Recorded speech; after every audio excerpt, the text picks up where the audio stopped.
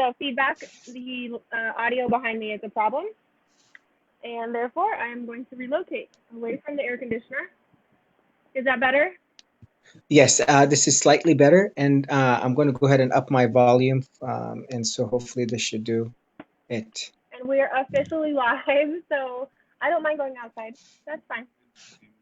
Nope, I'm gonna Okay. go step outside. We're gonna do this one outside. Sorry about this, Doctor. We are live, so welcome everybody if you're there. We're gonna get started just momentarily. I have some feedback that we don't want to have to deal with. Sure. Now, And Alicia, I cannot see you on my cell phone. okay, Is there any way you can come on? is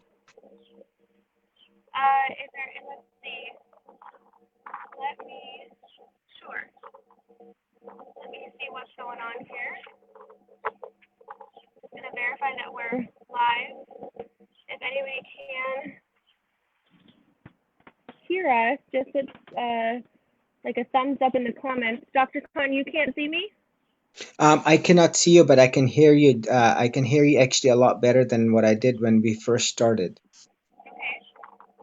Yeah. Now, are you on the application or are you on Facebook yourself? No, I'm on the app itself, and it says that I am live, but I cannot see you.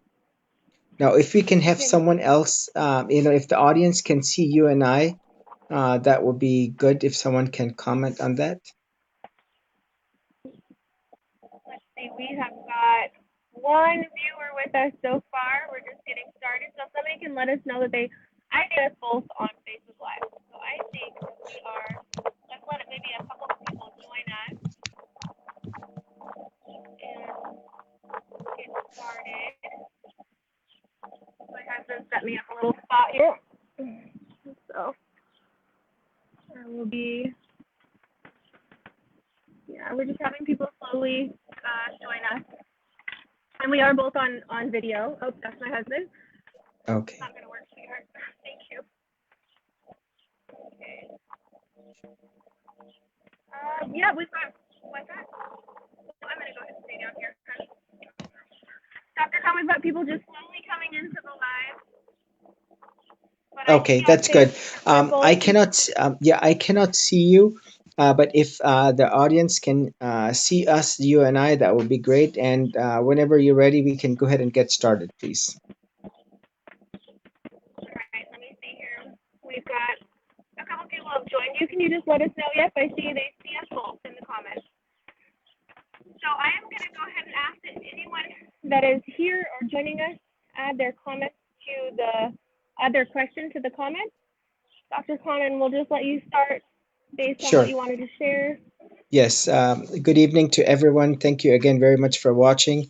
Thanks for joining us again. Whatever we can do, I can do to basically help shed light on from what I know as a board certified plastic surgeon. I will go ahead and get started by saying that, as you all are aware, I have started to operate. I'm very particular and cautious as to how I have opened up, given this pandemic, the COVID 19, and essentially taking all the precautionary measures, having talked to my friends and colleagues from California, from New Jersey, New York, from Florida, and kind of come up with a consensus as to what is the best way.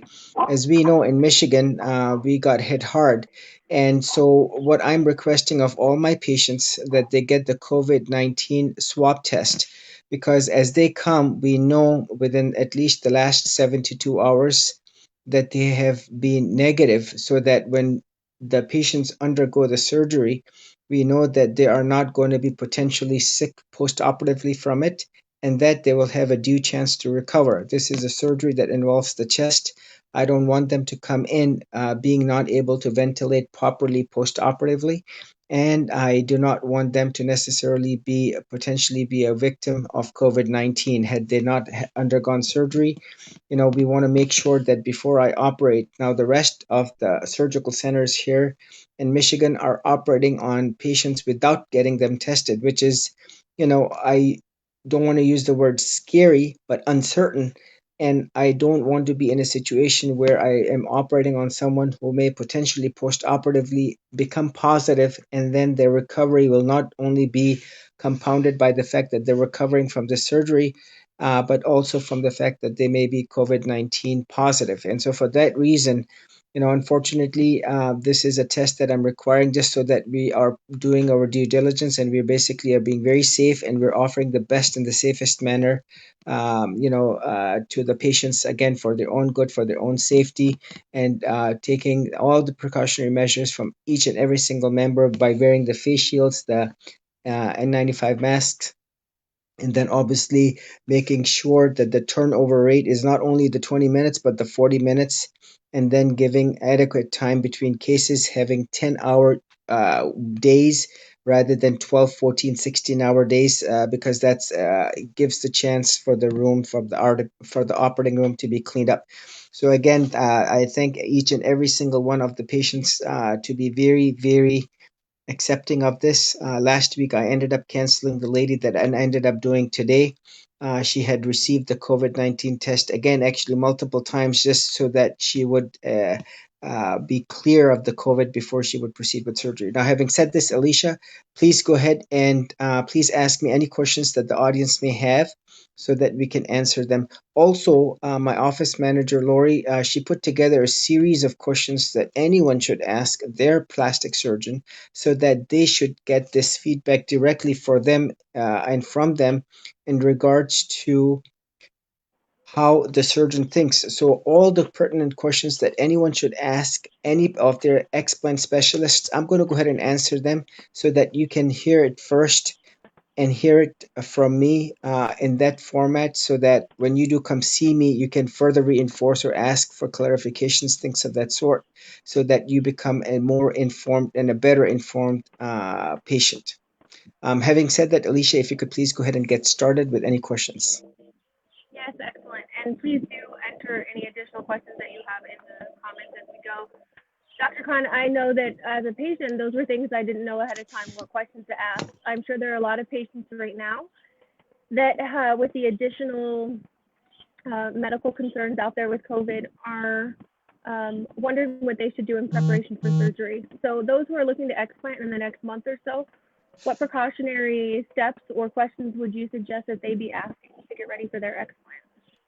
So the first and foremost is, in the world that we live in, no one knows, as far as specifically COVID-19 questions, no one really knows what's going on. Look at the antibody testing. There is now new evidence as of just today that the 6 feet distance is not truly a safe distance, if you will, to wear a mask or not. I will say with absolute certainty, as we have hit the 100,000 mark at least, and I'm certain that there are a lot more than the 100,000 patients who have been victims of the COVID-19. I always say, number one, staying at home, unnecessarily going out, that potentially can be avoided. Number two, the mask certainly protects not only you, but also the other patients who are walking around coughing, sneezing. When they do cough, there's a video that I put out by a group from, I believe, Korea, or Japan, where they actually studied and patients who would sneeze or cough or just be in an environment without masks, and you will see these virus particles that would be floating around the whole room. And if there was 3, 5 patients or people in a room, you would only find that all of them would unavoidably, inevitably kind of get contaminated. So I find the mask is key, washing the hands. Now, small things that I tell the patients is key. For example, if you wear gloves and go to the grocery store, it is not only the fact that you wear gloves and you're safe.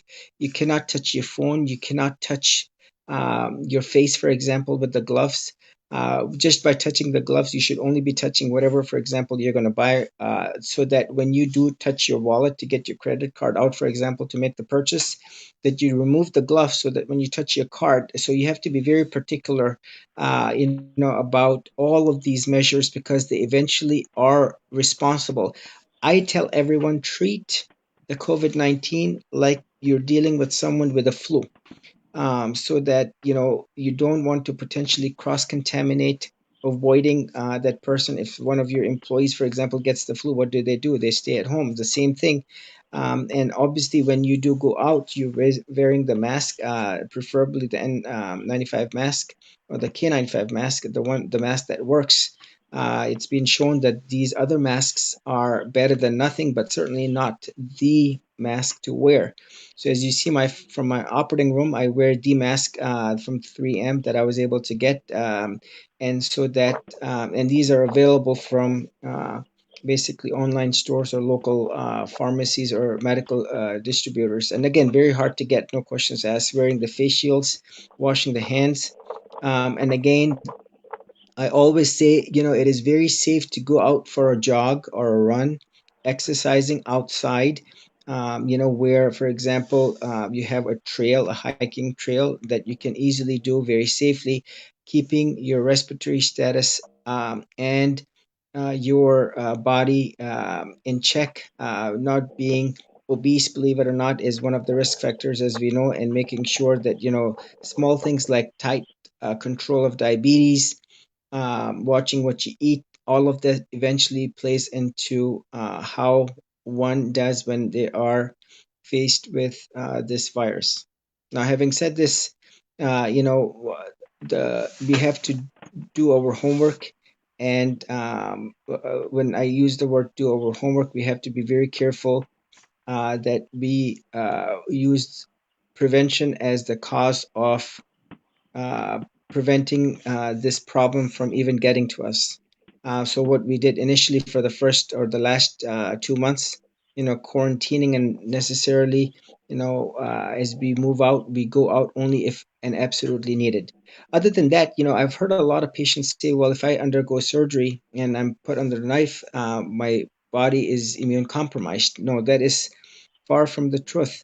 If that was the case, any elderly person, even before this COVID 19, would necessarily not be getting operated on because, for example, they would be subject to the flu or other problems.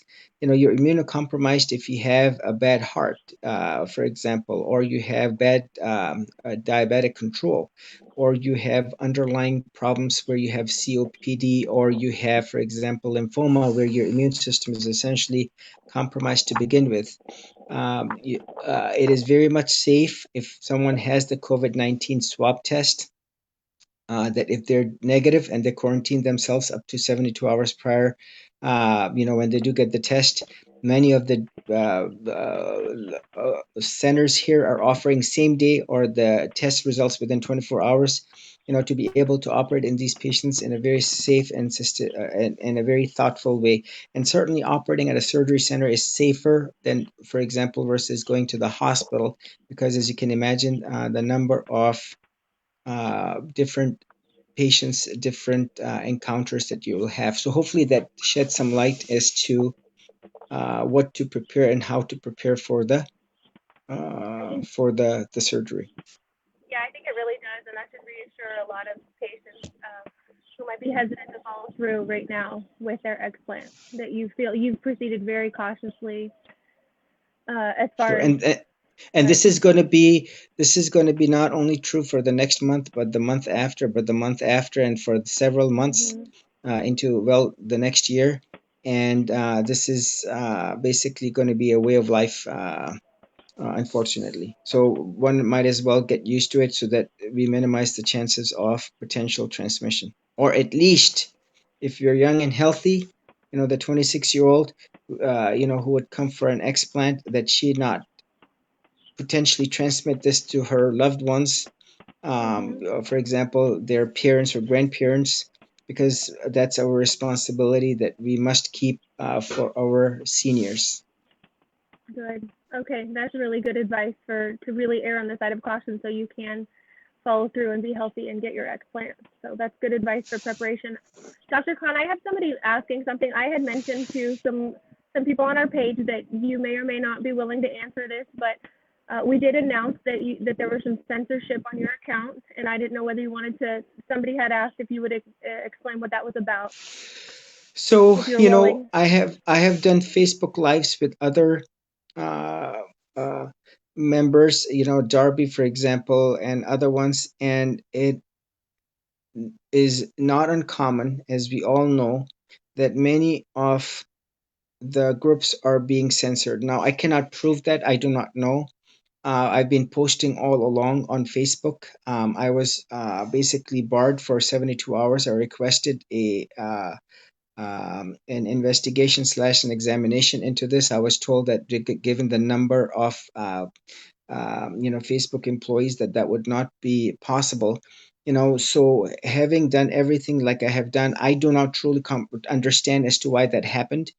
Was this a computer error? I requested again them to look into it and give me feedback because it's important. As far as the world we live in, this is our right. And again, all what we're doing is just sharing information, concrete information, so that we benefit patients. And I have no other vested interest or purpose other than to basically support my patients unconditionally. And there is no motive here other than to help the patients like I have done with all my other. So to answer your question, I do not know why and what happened and what was different now versus the many 100 posts that I've put on not only Facebook but also YouTube and also on Instagram. Yeah. And so, he may or may not share as that information becomes available. There's any number of things that are going with censorship on social media right now. Dr. Khan, some of the questions that we have left over from the last Facebook Live or two have pretty much been answered. A lot of those questions are geared around what your practice was looking like, when surgeries would be scheduled. So just speaking to those questions, to those patients that are still kind of anxiously awaiting surgery and now looking forward to being able to explant with you, is there anything you can share about just the structure of your practice beyond? Sure. So, majority of the women that are coming forth now, as you can imagine, are the ladies that are within the periphery of the practice, driving distance. And these are other ladies who have been willing to drive the 14 hours because they were sick. And essentially, this has become, the many ladies who were take the plane, for example, they are the ones who are literally being on hold from literally all corners of the U.S. From Washington State. I remember a 65-year-old nice lady. She said, "I would get on a plane in a heartbeat." But I think just taking the plane now, given the situation, that's a high risk activity. Sitting on a plane with potentially 150, 200 other potential, suspects, if you will, who might easily, if there is three of them might be positive, the whole plane might potentially catch the COVID-19. The point being, the ladies that are in the periphery driving distance are certainly coming forth, and the sicker ladies are coming forth more. Now, during the time that we had this ban and there was no quote elective surgeries, I was still doing these, as you can imagine, because the hospital has a committee and they very appropriately determined that this is an essential surgery. This is not cosmetic, and if anything, this is a non-cosmetic surgery, or uncosmetic, because it only you're enhancing the body. So the point being, we're doing this to help the ladies. We are not replacing the implants, absolutely not. We're removing them, and so this is very much being the trend, and it will continue to be the case. So now I say to everyone, hopefully, as the next month and the months after the restrictions ease, the traveling by plane will become easy. But there are many ladies who are basically signed up and who have registered to get their surgeries, hopefully before a second lockdown, and hopefully that never happens. But you never know. Yeah, um, that's tough. I know that a lot of people are very anxious to get that surgery. But I see somebody here in our comments would have to drive 11 hours, and so you say it's safer if they're coming in by car than by plane, Dr. Khan? Sure, sure. I would say so because, in the plane, even if you were to get this swab test, once you get on the plane, you never know the next person that you were sitting next to, they are not necessarily being tested. And so that's why I say driving is relatively safer, compared to getting on the plane as far as the COVID-19 exposure is concerned. Very Now, good. it is very important, if I may mention, one must not shortchange their surgeon's preference. It is very important. I got I believe, a Facebook request and another question, phone consult that I got just today in between my cases that I did today. where a lady had her explant done through and around the nipple areola through a small incision. And as we all know, the lady is smart enough to realize that the end block, the entire complete removal and removal of the intact implant, you cannot get that implant out through a small hole. And so Mhm. she knows this, and I know this. You cannot remove a big implant through a small hole. It will be a challenge, especially with the capsule. And so if she has her same symptoms, and she has not recovered post-operatively from her sign symptoms. And so she's going to be doing a phone consultation with me. And ultimately, what it's going to boil down to is a second look, because no matter what the MRI or the surgeon's operative record or note, nothing is going to dictate the fact other than the visualization of the chest wall confirming and ensuring that the entire capsule was removed, period, because that's where the cure lies. And so one must not and one should not choose another surgeon just because they wanted to get the surgery sooner, and the next thing you know, they have to undergo a second operation in order to confirm that there was no residual capsule left behind. Because this is the word that the surgeon must give Mhm. to their patient. If they are not believers in BII, then I will certainly tell you they would not necessarily remove the entire capsule, because then they determine in the OR that, well, it is too hard of a surgery for me to do. So one of the things to ask, for example, is how comfortable one feels, in order to put a chest tube in, because that tells the surgeon's comfort level. If I'm operating and I do not know how to put a chest tube in, for example, this is if you punctured the lung cavity itself, then I would not feel comfortable operating on the chest wall, removing this end block or removing the entire capsule off of the chest wall, because that's where the 10-20% of the capsule would be left behind by the surgeon. And the point I'm trying to make here is, because you're limited by COVID, you don't want to necessarily shortchange yourself by getting a surgery that would be incomplete. And my take on this is, do the right surgery, do it right the first time, so that you get a fair chance to bounce back from your sign symptoms of breast implant illness. And I say this Yeah. to all my patients. I said this before, just leaving 10-15% of it behind will be enough, sufficient for the body to continue to mount the immune response. And the patient may benefit partially from the explantation, and may not fully recover and may not be able to truly enjoy the benefits of a true end block slash an explant. So today, for example, this case that I just finished, 45 minutes, an hour ago, was a lady who had eloderm, which is, and I'm going to go ahead and post actually the video very shortly right after this. This was a lady, she had alloderm, which is cadaveric skin used to form an inner sling, if you will, to hold the implant. She had breast cancer on the right and also on the left. And so she had the reconstruction done. So it is imperative to remove the eloderm, because this is essentially a foreign body, if you will. This is a cadaveric skin used as an inner sling, used primarily by reconstructive surgeons in mastectomy cases to hold large volumes of implants, for example. So the entire eloderm was removed, and it was noted once the end block was done that on the right side she had a ruptured implant which was all contained. And again, what I've been saying all along, there was no spillage of the silicone within the chest. Everything was contained. She was discharged to home without a drain, and the entire surgery itself took almost 4 hours or so. And this is a necessary time it takes to do a true end block.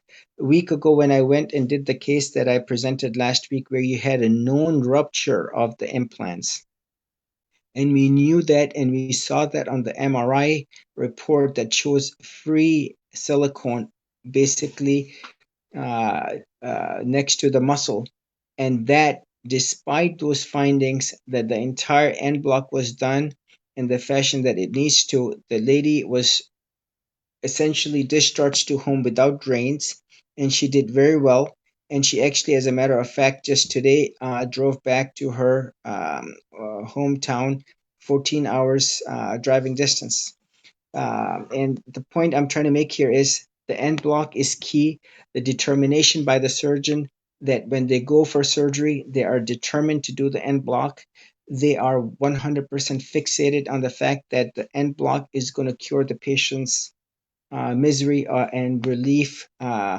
Basically, will be provided to the patient once the right surgery is done. One must not choose a surgeon just because they're close to home and they don't want to necessarily travel because it is dangerous because of COVID. What is more unfair to the patient is to undergo a second surgery because the first surgery did not yield the relief that the patient was looking for. That's all such good stuff. We have a lot of questions rolling in now, but I do want to add that I flew from Arizona to Michigan just to see Dr. Khan. And you said a couple things in there that tie into some of our questions, but also I think would be great for you to impress further upon Dr. Khan. Why you said believing in BII, and you said a surgeon that's not doing implants. Why is that important? So I will tell you, if I use the example that I've mentioned before, if I believe in the Vietnam War, I'm going to be up in the front fighting from my heart. If I don't believe in the Vietnam War, for example, to use that as an analogy, I would be in the back using an excuse here and there, not be motivated, and potentially be a liability. This is exactly the same concept, same analogy. If I believe in breast implant illness, and it's a not like it's a all or none phenomenon, it is not like I believe in it 30% and I don't believe in it 70% or vice versa, or 50-50, or it depends. That's not a good enough of an answer. Either the earth is flat or it is round. You have to choose one or the other because you cannot predict who's going to get breast implant illness. If you could, I want to know about it.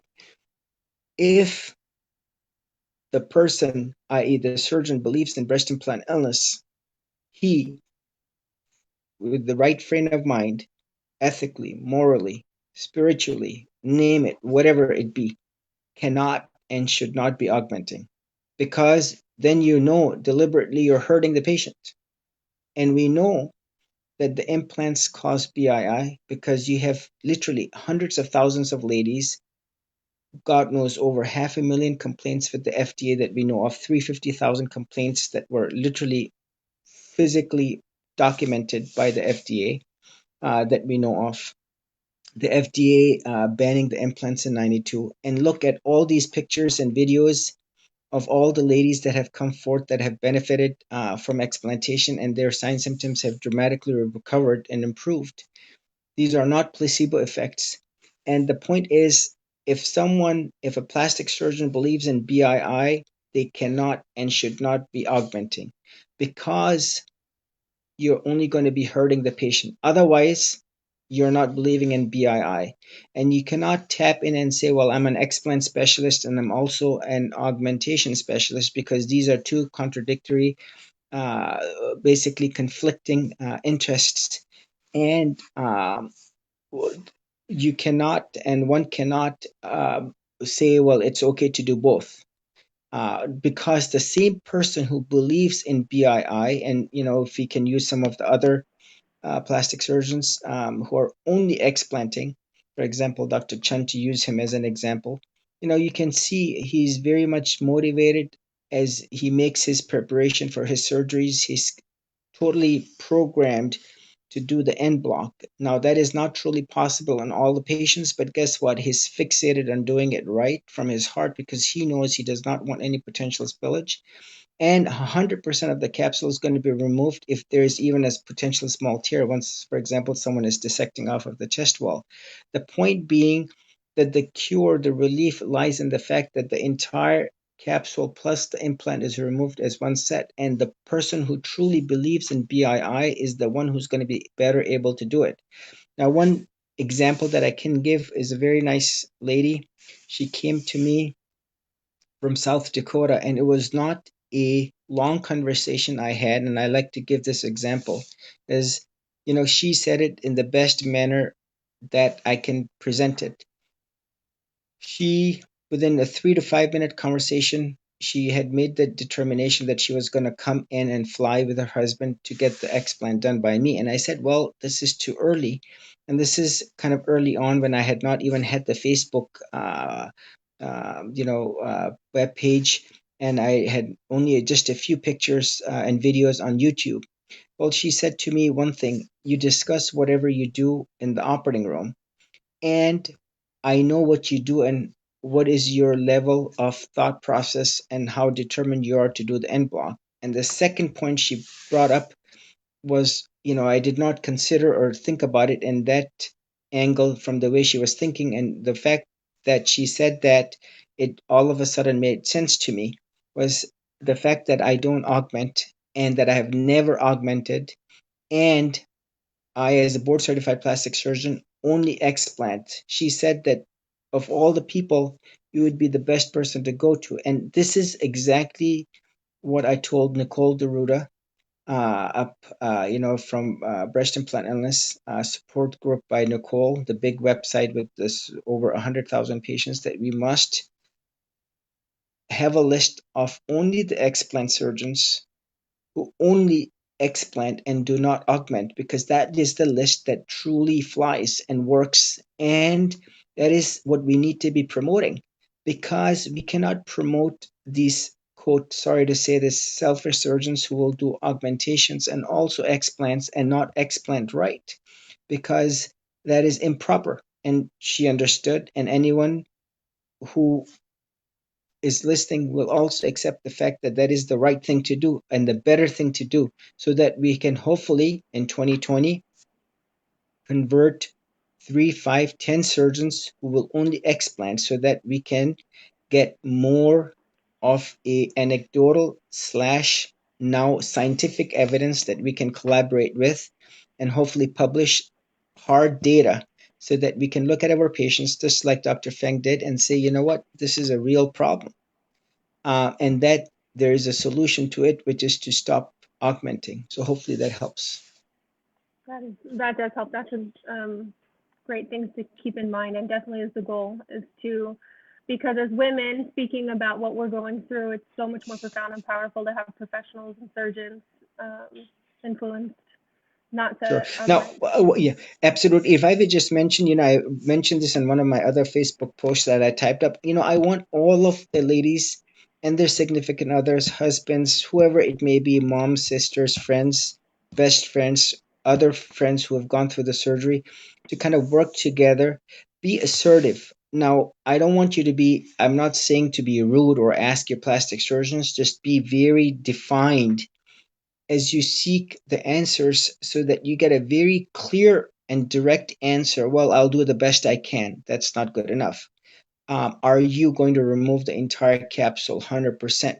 So you're not going to be like, lack of a better word, a victim, where you will have had the capsules remaining. Well, the surgeon tried his best, and the surgeon decided in the operating room, for the patient's own good, that the risk of removing the capsule off of the rib might be detrimental to the patient's health, and hence the patient's capsules were left behind. We don't want to be in that situation. We want a surgeon who commits and determines and says definitively with certainty that they have the mindset and they have the skill set to offer the surgery right for the patient, and not to, quote unquote, beat around the bush and say, well, we will see in the OR, we will see, because that's not how it works. So that segues really good into a couple of our questions, and one of our first questions and one of our most recent. So one individual was told that their capsules would absorb back into their body if they were not removed. And I think that's really What is that important to again, address. Alicia? Can you ask, sorry, can you ask that a question again, please? Okay, so I have someone who was told by their plastic surgeon that their capsules would absorb back into their body if they're not removed. And she's asking if that's So, true. so that is, so I, one of my patients asked me a very good question. Like, how long have you been end blocking, and how long have you been doing whatever? I will say I got trained at, the number one cancer center here in Michigan, Carmanos. I went to 12 other hospitals, and I had a chance to work at least 25 different plastic surgeons, up to 40 different plastic surgeons, at least get exposure, conferences, things of that sort. So it was a very nice training. And I'll tell you, none of them, and I use the word none of them, did the end block. And so once I got done, and as a board certified plastic surgeon, I, who has never augmented except for one set, in order to get board certified, because the board wanted to see how I was able to and how I would do. And this is the reconstruction I did on a cancer patient and who was going to go elsewhere had I not operated on her. And this is the only one set that I've put in. I realized from my learnings from reading the scientific literature, for example, a lady who, now, if you look at BII ALCL, the anaplastic large cell lymphoma, the breast implant associated anaplastic large, if someone, how many cases, under 600 cases have been reported in the world? Just under six. And that in itself was enough, that association with the textured implants, to ban them. Now, what is the treatment of choice and the right treatment for patients who have the BIALCL? It is the removal of not only the implant, plus removal of the capsule and removal of any fluid that may be around, because that is pathologic and that needs to be sent to cytology, and the capsule needs to be removed in its entirety. If the capsule of a BIALCL patient is not removed, it is considered malpractice. Quote me on this. So now we have a whole series of patients who have had all these problems. And guess what? Are you trying to tell me that in the history of the world, that there's only 577 cases with BIALCL, and we know there's a whole lot more because they were not tested? And the treatment of choice is to remove the entire capsule plus the implant. So the point here is, now what I did was I sent the capsules off. Now I'm removing hard rocks, very thick capsules, crunchy capsules, and I send them off to pathology. And lo and behold, the moment you touch the capsules, you realize that these capsules are very thick, they're very crystallized, they have polarizable material that refracts the light consistent with silica. So I said, why would you want to leave the capsule behind? So to answer that question, I have hard evidence from the many pathology reports. If you look at the Facebook posts that clearly state foreign body reaction consistent with silica, silica within the capsule, silica within the capsule, that capsule itself, those thick, hard capsules, are they going to dissolve? Absolutely not. Now, having said this, there are a series of patients that I've seen over the years where I look at the capsule, it is so paper thin that it does not look pathologic. And believe it or not, even the pathology report on this very small subset of patients came back as no inflammation noted, which is kind of surprising because you would think there's a foreign body, but in this patient, there was no. But well over 99% of the patients, you see acute and chronic inflammation, pathologic reaction, foreign body reaction, giant cell reaction.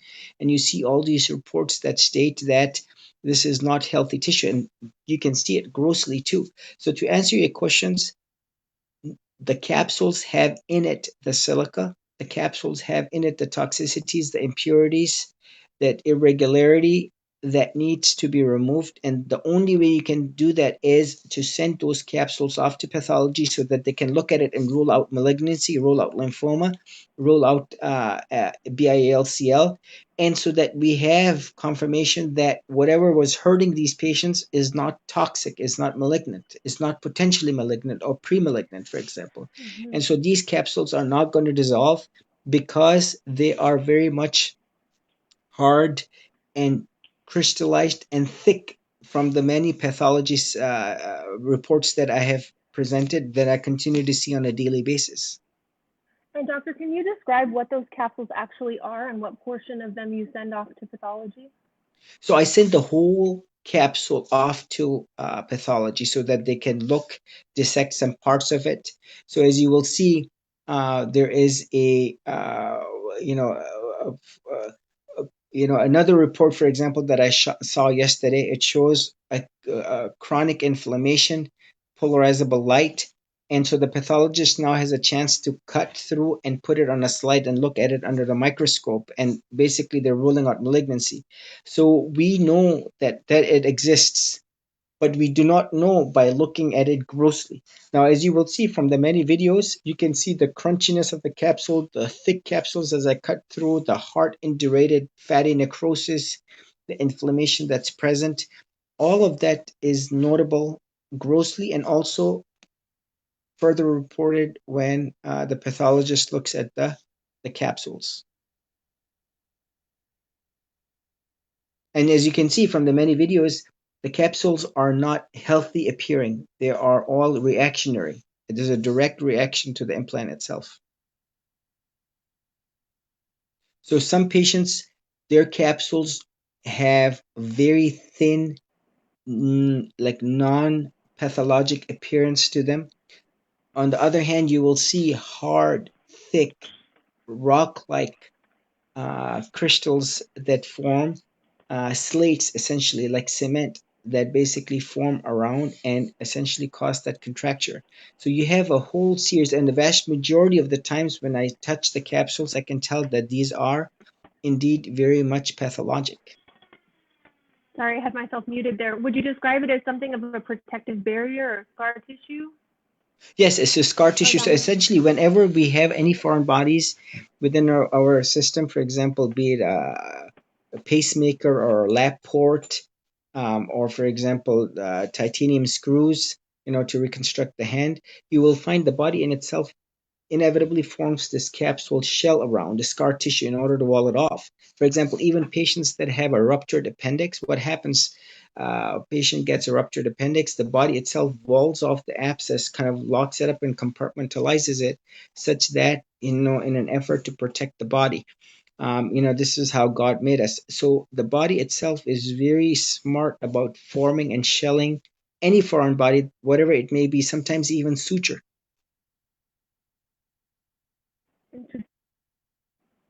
Okay, interesting. I have a question that kind of specific. I don't know if it's data driven, so I don't know if you'd have to have files and stuff in front of you to answer this one, but someone is asking how many explants approximately you've done in a 12-month period. And I would say maybe we're asking during regular times, not with COVID in consideration. And So, then based on yeah. that, what percentage of those would you say are successful as en bloc? So that's a good question. So I will tell you, my practice kind of varies. So for example, Tuesday, Wednesday, Thursday, I did 3-3-3. Just last week, I've been doing kind of every other day. Last Saturday on Memorial Weekend, I did two. I have, otherwise, like also a very busy reconstructive practice. For example, I reconstructed someone's chin, skin cancer, hand injuries, for example.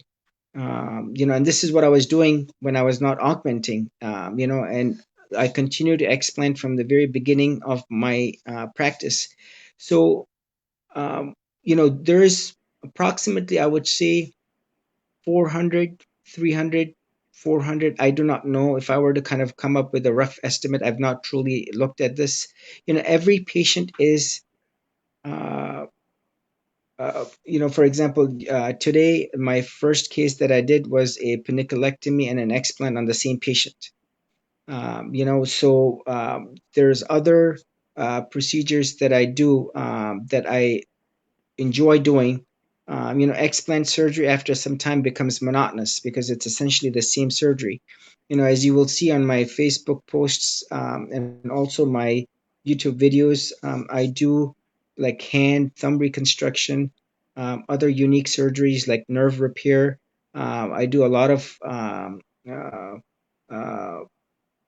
other reconstructions in the middle of doing the many explants that I do. So as you will see, if you look at my board, if I may, uh, I have the next month of June full pretty much. And this is going to fill up the next month. And, I can only do so many of these This is why I try to kind of make an effort on my mind where I can. I use the word teach and share my knowledge and data, whatever I have on YouTube and on Facebook and now on Instagram, so that I can share how and why I do the way I do, and why it is imperative to removing the entire capsule. Hopefully that answers the question. Yeah, it does, and I think so. And I think the question was somewhat geared to um, the the relative successful percentage of en bloc. Do you run into So yeah, issues? to answer that question, I would say I start my case and I book only 3 cases in a day, and I would say almost 70% of my cases are I'm able to remove without a break into the capsule, um, such that 100% of my patients, 100% of the time, 100% of the capsules are removed. Now, when I and this is where, in 2020 19, this is basically how I've been doing it deliberately. Initially, when I started, I would send the capsules off maybe like 70% of the time. Now I send it 100% of the time, from literally from most of 2019 as well. And I 100% of the time take cultures from the right and the left chest for aerobic, anaerobic, and fungal. So I have said, because the risk versus benefits of sending these off. So the end block is where you are committing before you even do the surgery that you're going to remove this all as one piece, as one shell, because that is what you're fixated on. As you saw the case from last week, which was pretty challenging, the 6 hour, 5.5, 6 hour case that I did. I went in, I could have easily kind of rushed through it or torn into the capsule. No, my whole goal is to do the end block, and where the definition of the word end block means that you're removing the whole capsule plus the implant as one specimen, one piece, without a break into the capsule. And there, I put a video out describing 4 different terminologies. Please go back and see that, and I'll be more than happy to kind of repost that. A total capsulectomy means, for example, if the implant is plastered onto the rib cage, no matter how good you are, no matter what, because it is just virtually impossible, even in the best of the hands, just because of the nature of the way the capsule is tethered, tied in, and stuck to the rib. Even when you burn the rib off, there might be one small hole. That 1 millimeter hole is enough to disqualify the word end block in the hardest of definitions, and basically qualifies it to become a total capsulectomy by definition. So now, what is the difference between the two? End block is when everything is contained. So if there is a spillage, like the case today, that the very last case that I finished, there is no drains. That is the ultimate proof. How many times do you put a drain in, especially if it's a ruptured silicone? If you have ruptured silicone in the chest, you have to put in a drain, and you're obligated. And I find majority of the patients that when they tell me they've been to so many other explant surgeons who are committing these patients 100% of the time to drains, and I say, look, I have a whole track record of so many patients I've operated on without the drains, because the end block was performed successfully. It allows for the dissection to be done in nicely and smoothly. So I will say, from my experience anecdotally, I would say a good 70% of the time, in the hardest definition of the word end block, I've been able to remove it as one system, as one entity. Now, there is a group that came from California. They did a documentary on me. They came into the operating room, and they came in. This was unrehearsed, and they said, "We're going to watch how you do and what you do." And I said, "Sure." They watched me do the whole end block times 2 back to back, and to show how and why I was able to do it and how everything was contained. And the reason why I was able to do it, because I take my time, and I take my dissection in this avascular plane, so there's no spillage and there's no communication between the inside or outside. There's few times, for example, there's no matter what happens, there's going to be a spillage of silicone within the chest cavity regardless, because this is what the patient came in with. Perfect example, a lady, 81 years of age, was driving her car, ran into the ditch after she spun on ice. She got a rupture of the silicone, not only the silicone, but actually the hematoma that she had. Hematoma, collection of blood because of the impact from the trauma when her chest hit the steering wheel. Now, guess you can only imagine she has free floating silicone because we have an MRI that shows that all the blood tracks down to her lower part of the chest and into the upper abdomen. So no matter what, that silicone is free floating. Now, one of the other examples that I like to give to show where and how the surgery can indeed be done very carefully in an end block and in a very avascular plane type of a fashion. So almost 3 weeks ago, or 2.5 weeks ago, I operated on a lady who was on Eliquis, which is a blood thinner, and another lady who I operated on was on Lominox, and another lady who was on Coumadin. This is the same 81-year-old lady. I told her, I just want to make sure your INR is 2.5 or less too, and she certainly was set up for a hematoma because of the fact that her blood was thin, and I did not want to take her off the Coumadin, and the next thing you know, she would potentially have DVTs, because that's where I could have certainly bridged her with Lovenox, but I felt comfortable given her situation that I would do her surgery and in a unique case while she was on the blood thinner. But the point is, I did not need the drains. There's another video where one of my patients, she was on a blood thinner and she continued on the Lovenox because that was determined to be the safest. And the point I'm trying to make here is those patients can still be operated on and still have an end block type of a dissection and an explant in a very safe manner, despite them being on the blood thinner, because the dissection was done in a very systematic and a very thoughtful way in the avascular plane.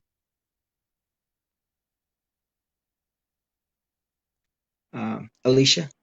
Yep, sorry, just had to unmute. We have lots of great questions coming in, so I'm trying to order them in a way that makes the most sense. I have a question that pertains to the capsule being stuck to ribs. Somebody has kind of heard that kind of a language. Can you describe what that is and how it complicates things, and Yes, whether so that? this is very, Mhm. so this is very, the hardest part of the case, where you have implant below the muscle and literally stuck onto the rib. What I'm going to do is I'm going to post you a picture of a case that I did just a couple days ago, where, and even today, where literally I burnt the rib off, part of the rib, the cartilage, because that is what it takes in order to remove the capsule off of the rib. Now, you will be surprised how meticulous and involved that dissection is, as you can imagine. Maybe I can see it's hard. I'm hoping to show a video of how I do that next time so that you can see. Now, I will tell you, if you see the picture that I'm going to post, you can see actually black marks on the rib. Now, that is relatively involved, dangerous in a sense that, but this is the whole idea behind removing the entire capsule, because we don't want to leave the silica behind. And that picture in itself will prove to you how I dissect off of the cartilage of the rib, because the rib is made up of that superficial fascial layer that I essentially burn off in order to remove the whole capsule, and which is certainly very doable. So the intercostal muscle has the fascia. I remove that along with the capsule because that is the level of dissection it takes. Leaving the fascia behind inevitably will leave the part of the capsule behind. And so that's why I say it is important for the patients to ask their surgeons not only to take pictures of the implant plus the capsule around, but to also, if you will, more importantly, see the chest wall, which is void of the capsule itself and shows that the rib is essentially void of the capsule. Very So I cool. will go ahead and you will see. some of the pictures I've posted.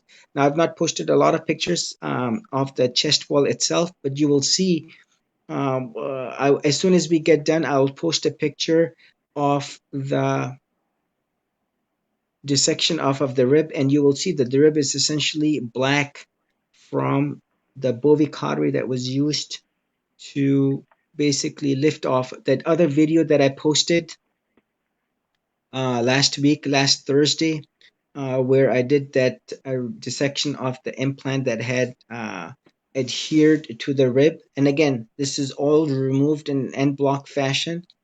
Very thin capsule, but all literally removed off of the rib, such that part of the rib was burnt off so as to allow for the capsule to be removed in its entirety as one system. Okay, we will post that for you after the live. And just so you know, Dr. Khan, in the future, if you ever want a visual, I can add those into our program. So you and I can talk about. Considering that that capsule and rib, circumstance, as well as any kind of necessary muscle repair, are those things that you can anticipate beforehand? Do you recommend patients get an MRI, or is that just something that you end up seeing once you get in and start surgery? Once I get in, another important indicator for me as to how involved the surgery is, as many of my patients will tell us, I asked them who did the surgery, because once I know that this was a reputable board certified ASPS plastic surgeon, I know my job is relatively easy because it was done right. Many of the plastic surgeons who, believe it or not, like for example, are not board certified, who go through the belly button and then put in implants in this pocket blindly, they necessarily don't put it in right, and they're kind of shooting in the dark, if you will. Number one, they're not trained, and so you will find that that makes my job very hard. If a board certified plastic surgeon does the job, I find that it becomes relatively easy for me to dissect because they did it right. And I find that getting an MRI will not give me a good indication. We know this as an absolute, MRI cannot rule out an absolute rupture or not. And I find only when I do start dissecting that does my job become easy or hard. I find that the patients who have a capsular contracture, who have thickening of the capsule and as a result hardening, I find those patients are relatively easy because you have a very thick capsule versus a small capsule, so the dissection is relatively less involved. But having said this, I've removed implants from patients who have had them for 38 years. Those were relatively less involved than, for example, patients who had them just 3 years and they had some like trauma, some reaction, and that because the younger they were more muscular, and hence the dissection just underneath the muscle and above the rib was more involved. So the point here is that only when I do get in do I realize how easy, how involved is the surgery going to be.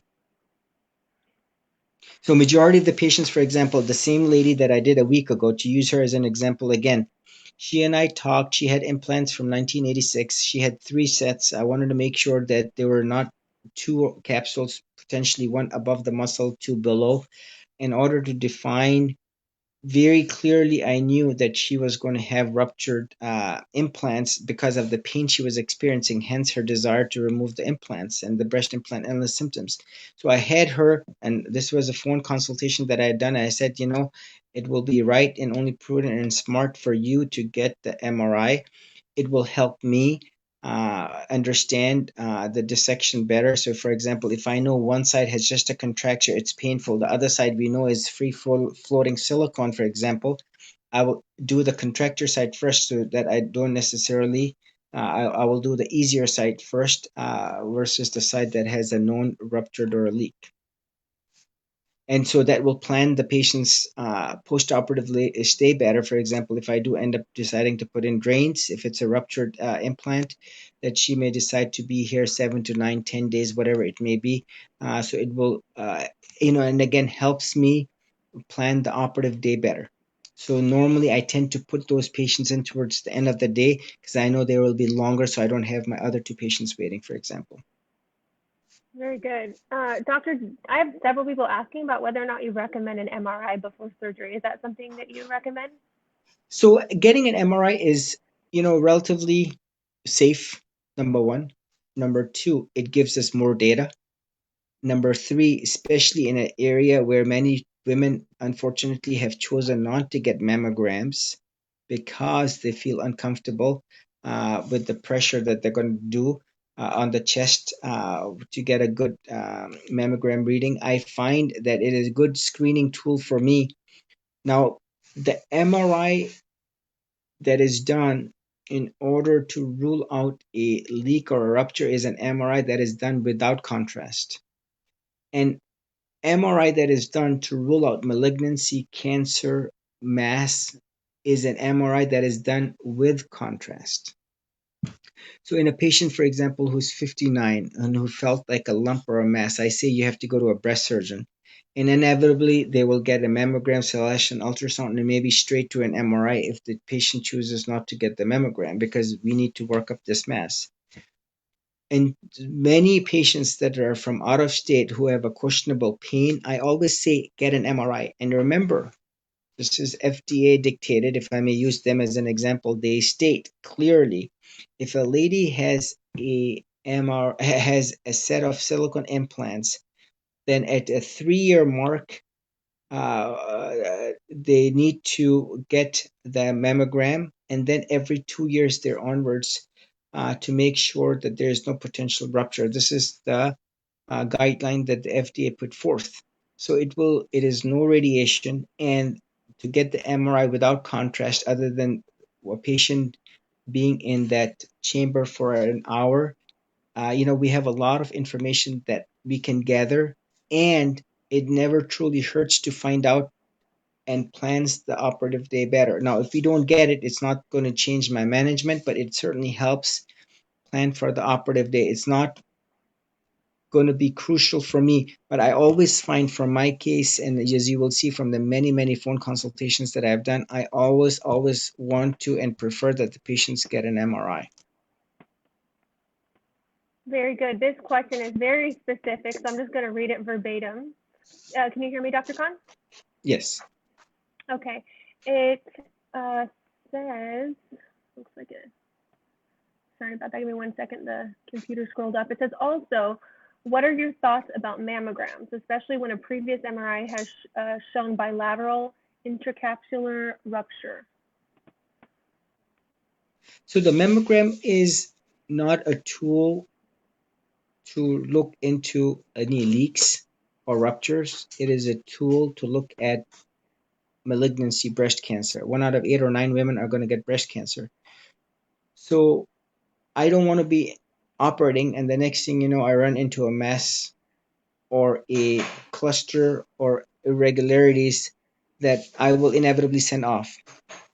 Because if I find when I'm operating, be it on the abdomen, if I'm doing an abdominoplasty or any part of the body, if I find anything abnormal, like a soft tissue mass, I am going to label it and send it off to pathology. And only when you look at it under the microscope will we know definitively what it is. There are plenty of times where I've looked at something, for example, on the face, and I'm not sure, and I send it off, and it looks benign to me, and lo and behold, it was basal cell cancer. So going back to this, the mammograms definitely 100% is the standard of care. Any woman above 40, depending on their family history, it has saved millions of patients' lives, millions over the years across the world, where it has picked up on clusters. How many patients have I met when I was doing general surgery and even afterwards, and I continue on a daily basis? How was the breast cancer picked up? By a mammogram, because there was a cluster of abnormal calcifications that led into a biopsy that showed DCIS or basically precancerous or stage 1, stage 2. Rather than when someone feels a lump, guess what? It's usually the second or third stage and lymph nodes are starting to act. So I find that it is important that the ladies get their mammograms. This is the standard of care across the country. Now, one may choose not to because there is pressure. And, again, this is there are defined, modified views of the mammogram, the Auckland views that one can necessarily request that would not necessarily put pressure on the mammograms. when the mammograms are being done on the implants. But the mammograms are important. And I always tell my patients, 100% of them, that once they get done with the explant, they should be able to get a better study once the implants are out, because now they can get a better imaging and there is no foreign body that's obscuring the breast tissue.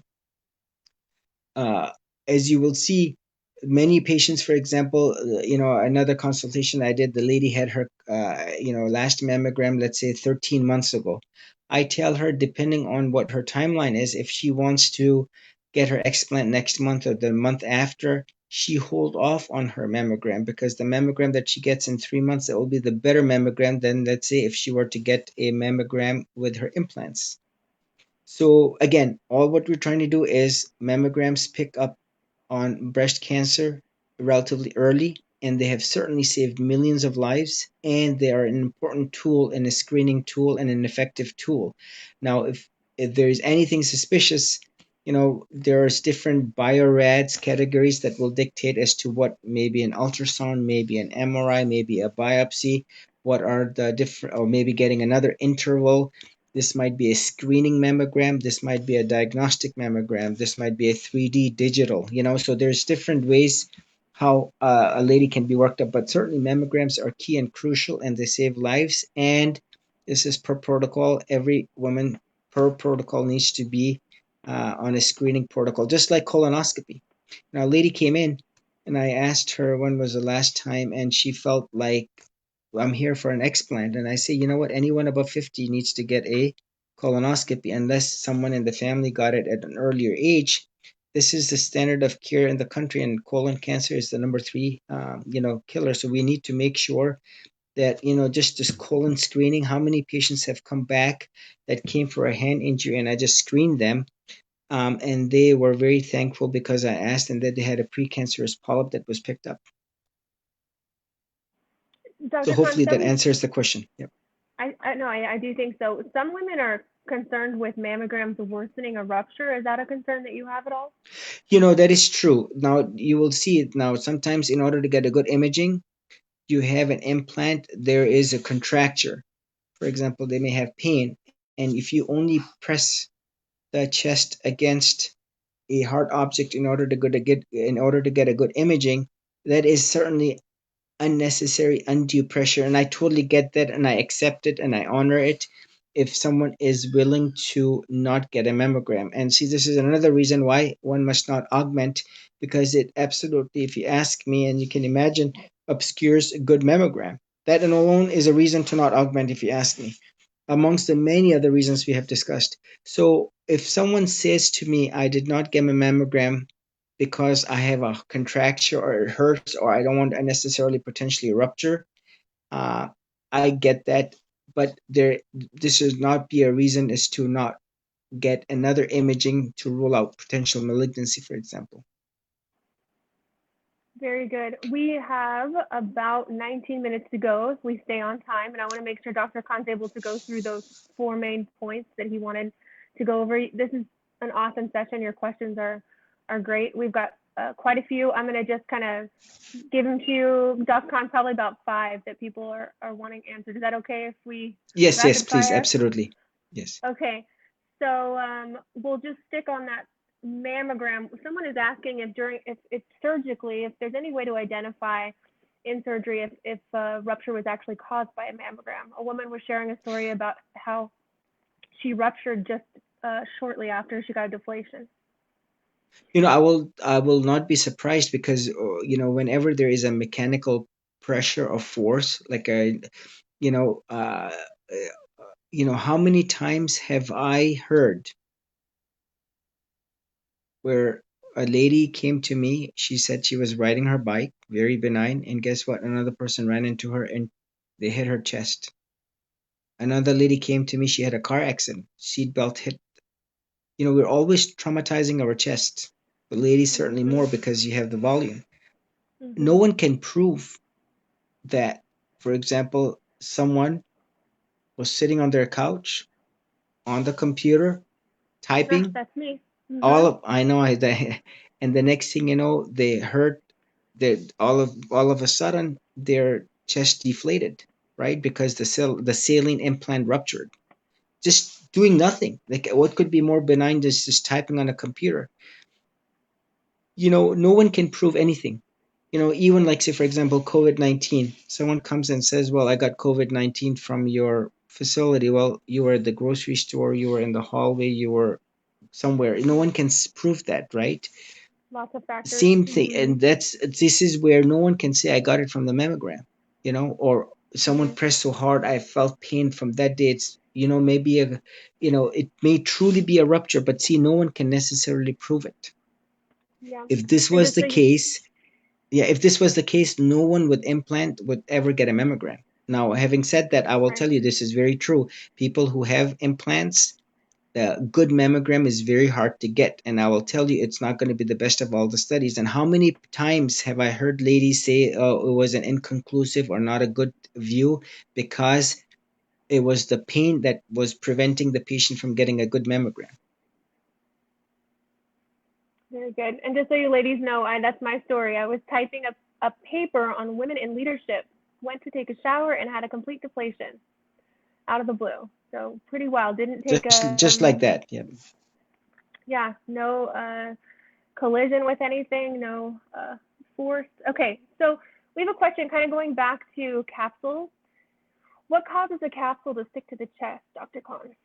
So this is, they the if you nine vast majority of the implants are placed below the muscle, well over 90%. And if you ask me, any good reputable plastic surgeon will place it below the muscle because that's more predictable, less chance of problems. It's more confined. It kind of the muscle works as an internal sling. Guess what? What's right underneath the pectoralis muscle? It's the rib cage. So by default, you're going to have a foreign body that's going to form a reaction. And guess what? The tissue that's directly off of the rib cage, i.e., the rib, is going to form a reaction that essentially is going to adhere to the implant. And that's why you have the formation of the capsule directly on top of the implant.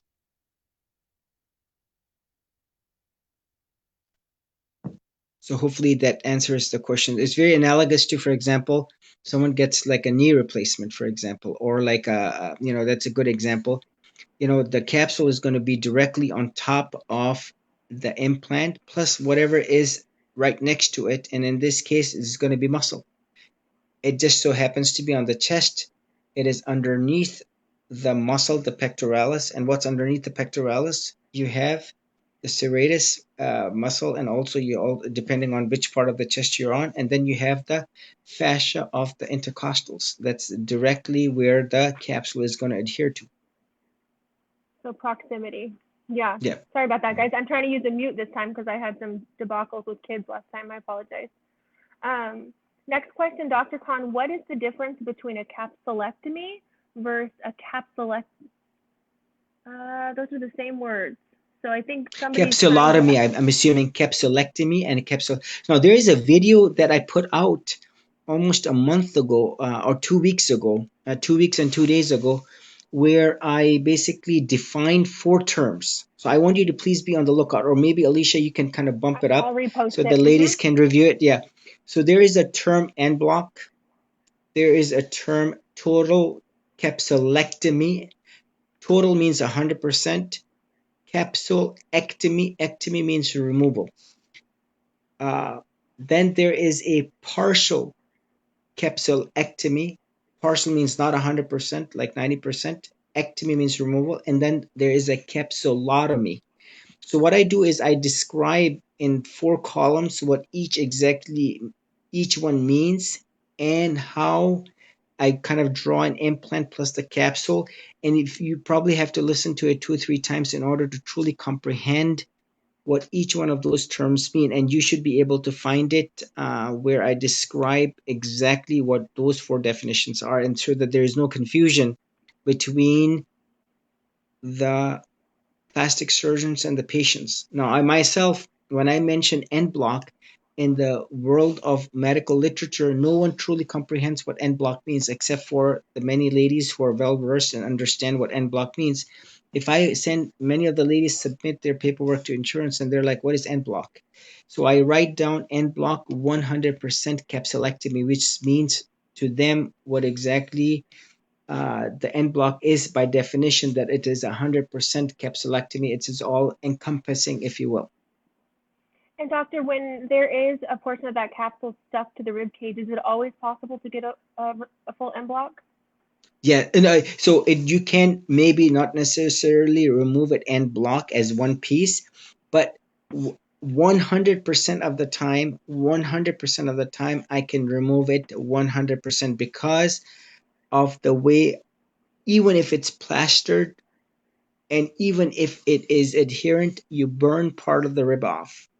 Now, today it Right. was Yeah. a meticulous case, and you have to do it. You cannot say, like one surgeon, believe it or not, said, I'm going to use the argon beam. This is what they do on the liver, where I'm going to burn it. Well, guess what? You're going to burn the superficial layer.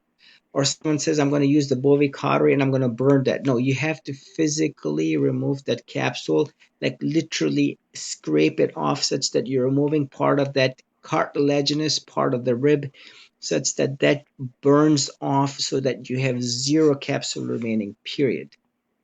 There is no chance. There is, you're making a deliberate, concerted, very defined effort to removing the entire capsule off of the rib. Uh, I am gonna ask whoever posted the question about the armpit implanting through the armpit to just clarify for me if you're still with us. And then Dr. Khan, we have a question regarding sedation. Can we kind of shift gears? Is that okay with you? Yes, yes, please. Okay. So this individual has stated that, let's see, sorry about that. One moment just to get to that question. That most plastic surgeons use general anesthesia in their opinion or their understanding, and they understand that you use twilight sedation. Why do you think that Yes. others put patients through general sedation? And how long can the patient be under conscious sedation? So I think general questions about why you do twilight and why others do, and what kind of maybe give us a little bit of understanding. Sure. Now, I'm not going to speak for the other surgeons other than the fact Right. that what I think is the reason. Now, this very last patient, guess what? I had a patient with a tube down. Now, this is contrary to the many 90%, 95% of the patients, given the patient's habitus, body habitus, given the patient's reflux, because I don't want her to reflux her contents into her lungs, correct? Now, this is what I say. So the very last patient that I just did, that I started approximately 2:30, 2 o'clock, this patient had a tube down for her own good, for her own safety, and for her comfort. Now she was still breathing on her own, believe it or not, without general anesthesia.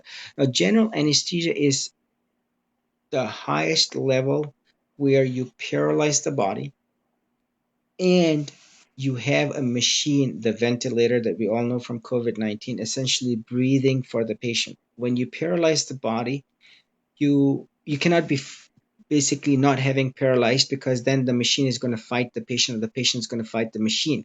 Just imagine someone's trying to breathe for you and you're with it and you have to breathe with the machine. You're obviously going to fight it. For example, if you want to take another gasp and the machine is basically pulling air, basically pushing air in, for example, at a time that's different. So you have to paralyze. When you paralyze the body, the risk for clot, the risk for other potential problems such as positive pressure ventilation.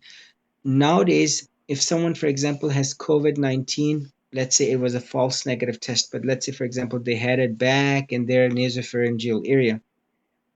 Now, what one has done is you've essentially taken that COVID and essentially with a tube pushed it all the way down and essentially spread it all over. Now, I'm not saying that that is bad, but I'm trying to say here is if the patient is breathing on her own, if the patient is sedated and in twilight and the patient is comfortable, and look, to date on my Facebook, not a single patient has come forth, given my anesthesia team that I use, who said, well, I heard the part of the conversation or it was the worst anesthesia. Not a single patient has, I've not deleted, I've not done anything. If anything, the patient said this was the best sleep. I have no recollection. I don't recall because I used the same team There's four team members that I use. I have full confidence in them, and definitely have that confidence in them that they will provide the best for my patient. And it is very easy to put the patient on general, kind of have the machine breathe, because now all of a sudden you're dependent on the machine. It's like, I don't want to use the word autopilot, but that's essentially what the general anesthesia mean. And it is still very safe. But I consider myself, for example, if I were to undergo this type, you could do it for 2 hours, 3 hours, 4 hours, 5 hours safely without any problems, because you're monitoring the patient in the same machine that you use during the general anesthesia, for example. So it is very effective, it's very safe, it's very smart. The risk of clots are minimal. And for patient who is basically breathing on their own, protecting the airway, and who has no recollection of what happened, very safe. The patients are in deep sleep. They do not have any idea of what's going on. That's the level of safety. Now, some people think that, well, they're going to be awake and listening. No, that's absolutely not true. The patients are deeply sedated and they're breathing on their own, and they're very comfortable, and they have no recollection of the anesthesia or the event or the surgery or anything. And this is all Yeah. reflected on the many patients' feedback. And to date, not a single anesthesiologist has come forth and said, well, what you're doing is not adequate, to the point where last week I talked to a lady. Her daughter is a anesthesiologist at University of Michigan, and I explained to her what I did. And, there is no basically challenge, and this is very much safe, and this is very much the standard of care, if you ask me. Very good. Doctor, I have a question I think you can answer really quickly. I don't want to answer it myself, though I probably might be able to. Somebody doesn't understand the under the muscle um, factor. And I Sure. think what they're asking is under the muscle, over the muscle for implants. Right. So pectoralis muscle is basically the muscle that kind of is the muscle that we look at. This is the pec muscle that's up on the chest. So if you lift a gallon of water, for example, this is the one that's going to get activated. So many surgeons, and this is across the country and across the world, the surgeons majority of the time put it underneath because it's more predictable. You have something like a muscle that's holding the implant. It is more secure, and uh, if someone puts the implant above the muscle, what happens is it's essentially the breast tissue and the skin, and over time it tends to hang depending on the volume of the implant. It is not that aesthetically pleasing as well. Now, that's by definition what below or above the muscle. Now, you can go ahead and Google. There's a couple of videos that I have where I have done the dissection right off of the chest, like I just did last Thursday. I put the video out, and I've done the dissection above the muscle, which is an easier, better, less traumatic surgery because you're only dissecting above the muscle and underneath the breast tissue. So hopefully, and you can Google the images. Hopefully that helps, as far as what pectoralis muscle below and above the muscle means when it comes to augmentation. Perfect. And Dr. Khan, are there any complications with patients who have been implanted through the armpit to avoid scarring or for any other reason they did that? So that's a good question. So there is a plastic surgeon wannabe in town who offers that to their patients. And I say, the axilla is a dirty area to begin with. Number one, dirty in a sense you have these apocrine and exocrine glands. And the glands themselves have bacteria in it. And if you're going to make a cut in the breast tissue in order to hide the scar, and there is a pocket that forms underneath which you make a pocket, I don't like that necessarily. And many plastic surgeons don't favor that for that reason. With their roll, for example, a saline implant, and then basically tunnel it in underneath the pectoralis or maybe above. I don't like that as a good access, even around the nipple areola, because you disrupt the nerves and the muscles around the nipple. The best access, if you will, is underneath at the inferior aspect of the breast, which is a scar that no one's going to see. And so this is what I would call the same optimal access, so that when I do make the cuts, for example, I myself, uh, I am not disrupting the nerve supply. So axillary access, which is axillary from the armpit to axis placement, is not an ideal, not recommended, and not well accepted in the world of plastic surgery. If Thank you you were for to that ask, answer. there's five different ways to access. But if you were to add from the umbilicus, from the axilla, from nipple areola inferior, the the vast majority of the good reputable plastic surgeons will access you from the inferior access of inferior and from the inframammary fold, from the inferior aspect of the breast. Perfect. Thank you for that, Dr. Khan. But any complications with explanting if they did have them put in that way, or is it pretty No, so what happens is, people ask when you go in from here, you feed sometimes some bacteria, inevitably, right? bacteria? Even Okay, if you right. get Thank that, you. yeah. And so when you get the bacteria inside, I find that there's a higher risk for contracture. Maybe it may be suboptimal placement because you're going in with uh, uh, basically a specific lighted retractor in order to find a pocket. I find that may be suboptimal placement of, especially if someone is getting it done through an inexperienced plastic surgeon. Yes, I'm so sorry if I had you repeat any of that. I was getting my husband to Oh, sure, plug no, me no, no in, so worries. we. Everything is good, Alicia. No, you're too Okay, kind. No, no. Please ask me any questions. I'm sure if you're asking a question or asking me to repeat or whatever it may be, sometimes I tend to speak a lot just to make my point. no, I'm sure sure, someone else will find it informative. awesome, definitely. Okay, these are three completely different questions, so I'm just going to put them at you one at a time so we can get these in our Q&A. Let's Yes. do this one first. This lady says that she's had implants since 1998. 2005, a doctor broke her capsule, released the to release the implants, and since then she'd had weight gain, allergies, increased her asthma's gotten really bad. Wondering if this could be due to the capsule being broken. Uh, So this it is was a in capsulotomy. So this is what I tell my patients, for example, if a lady comes in with a set of implants and she were to walk in into 100 different plastic surgeons' offices across the country, what inevitably, if not 100% of these docs will do is they will remove the old set. They will then score or break the capsule so that mm, when the new implant is put, it will accommodate the newer implant and maybe larger volume, for example. So breaking that capsule is the capsulotomy, which is that fourth description that I have on my tutorial of what these terms mean. And so that is pretty much what is still considered to be the quote, the standard of care. Now, this is where the capsule is left behind and it is not necessarily removed at all by any of the plastic surgeons unless it is too thick. And in that case, even partial removal of the capsule is done, but not all, if it is very thick and abnormal and irregular.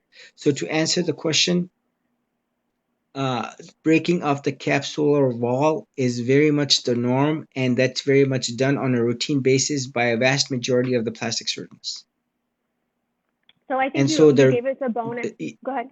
yeah, yeah. So, in order to help your case, you have what is breast implant illness, and you need to get the entire capsule plus the implant removed as one system and block. That is going to give you the best relief, and hopefully you have that one or two capsules that will build on top of the other, and that will be removed when you get the explantation done right. I think you gave us a bonus. I'm not sure because of the clarity of this person's question, which wasn't an issue, just that they said he squished them while I was under a different surgery. So it might have actually not been another implant. It might have been a completely separate surgery. But what Dr. Khan, I believe, is affirming is these sound like BII symptoms. Is that Right, correct, Dr. right. Khan? Yes, yeah, that is Okay. correct. And then once one forms a contracture, inevitably it's only a matter of time before you form the contracture again. Next question, Dr. Khan. How long does the compression wrap have to stay on after surgery? Does it depend on the patient? Yes, it does. So I have a patient that I operated on. This was just 2 weeks out. This is the lady who was on Eliquis, for example. This is a blood thinner, small volume of breast tissue. So given her chest, her body habitus, just 2.5 weeks, I had her change into a different type of a much relaxed garment. And another lady, she has a significant volume of breast tissue remaining, and this is who she is, I still want her to get a compression for a good solid 3, if not 4 weeks. And I'm going to see her because I want that compression, not only the compression, but the uplift, so that when she moves, twists, and turn around or walks, we don't want that buoyancy force that's going to potentially cause shear forces on the breast tissue going back and forth, because that may potentially lead to seroma, right? If you have a tummy tuck, for example, you get an abdominal binder or a gynecomastia surgery, you get a special binder for 6 solid weeks, no questions asked, that's going to hold your entire chest tissue in a male after the male breast surgery reduction, for example, the gynecomastia. Same analogy, I have on average 3 weeks where the patients are wearing a garment that's going to be nice and secure. And remember that big void, that big pocket that forms once it's repaired. We don't want this forces going up and down on the chest. We want a nice compression, not only on the chest, but also uplift, so that when they twist and turn in bed the same day of the surgery, or when they get into their car and moving about 10 days later and they're driving, we don't want forces that are going to be moving the chest up and down. We want something that's going to be nice, tight, and adherent, and that allows for a better and better functional recovery, if you will. And so, hence, what I say to my patients, it's a necessary evil to wear those garments because it allows for a better recovery and a better aesthetic outcome.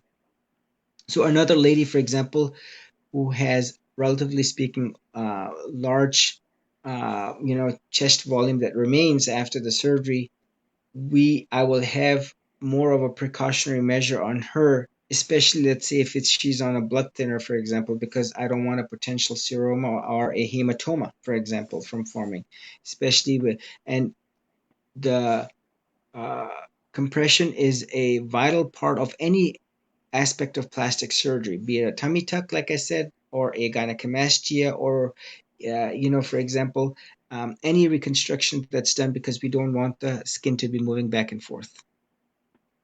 Doctor, I know for myself, after kind of that period of your recommendation for compression, I sometimes just put on that white strap because there was days it felt more comfortable. Is that fine to just after a time period go with comfort for support? Yes, yes. So after some time, it is good that, I always tell the patients, it is very hard to get the right garment slash compression garment. But at the end of the day, if you have something that's going to, and this is true for anyone who's doing any physical activity to begin with, even without the explant, so that you have good compression and support. After 2 to 3 weeks, 3 weeks on average, you can wear any garment as long as it's giving you nice compressions for optimal results. So you can choose into something that's going to be more relaxing, more comforting. So I have a patient, for example, that chose, for example, the Marina garment, which is supposed to be the best stretch slash elastic garment. I always recommend to my patients to get the wraparound mastectomy because that is kind of foolproof. No matter what, it's a strap that goes around. It's very nice. It gives you a nice compression on the upper and the lower part, and also gives you a nice secure, kind of like a bulletproof vest compression. And because no matter what, that is universal, if you will, given the size that you may have, small, medium, or large, in addition to the sports bra that the patients wear. So it's kind of a double reinforcement. So you have something against the shoulder strap and against the chest wall rib cage. So that's why I say wear it for the 2 to 3 weeks, on average 3 weeks for majority of the ladies, so as to get the better aesthetic result postoperatively. Very good. Uh, Dr. Khan, two more questions and then we'll get those points out from you. And if Yes, I didn't please. get to your question, I do apologize. I've liked them as I've answered them, and so I'll go back through and we'll save those for the next Q&A, just so you guys know we're not ignoring you. Fat transfer, what are your thoughts on that? Is that something that you do or believe should be done or shouldn't at explant?